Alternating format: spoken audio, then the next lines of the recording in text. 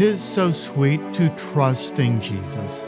How fitting that a missionary should write this hymn about faith and trust. As you look closely into the lives of those who have given us many of the great hymns, there is very often a common thread of pain, sorrow, and disappointment. Out of these life experiences, God's children pick up their pens and put words to paper that extol the goodness, grace, and faithfulness of God. That is certainly the case for this treasured hymn.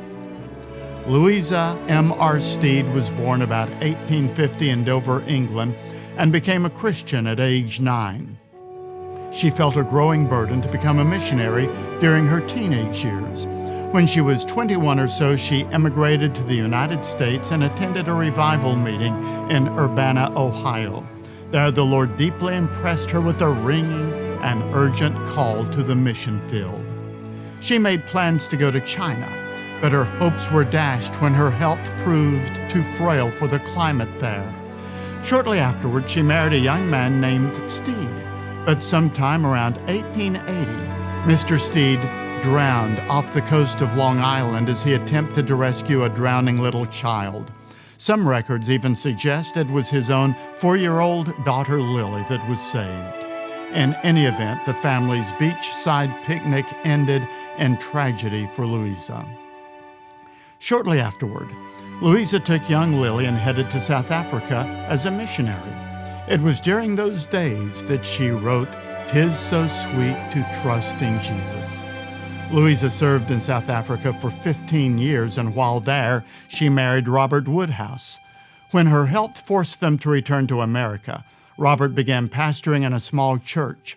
In 1900, her health restored. Robert and Louisa attended a large missionary conference in New York and were so enthused by the experience, they once again offered themselves as missionary candidates.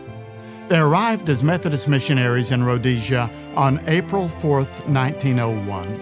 In connection with his whole mission, there are glorious possibilities, she wrote. One cannot, in the face of peculiar difficulties, help saying, "Who is sufficient for these things?" But with simple confidence and trust, we may and do say, "Our sufficiency is of God." Louisa passed away in 1917. But she left for us 2 inspiring legacies. First, her daughter Lily, who loved the Lord Jesus and picked up her mantle of missions and served for many years in a station in southern Rhodesia, now known as Zimbabwe. And her second legacy was this song for the ages that inspires us to trust Jesus more and more. Jesus, Jesus, precious Jesus, oh, for grace to trust him more.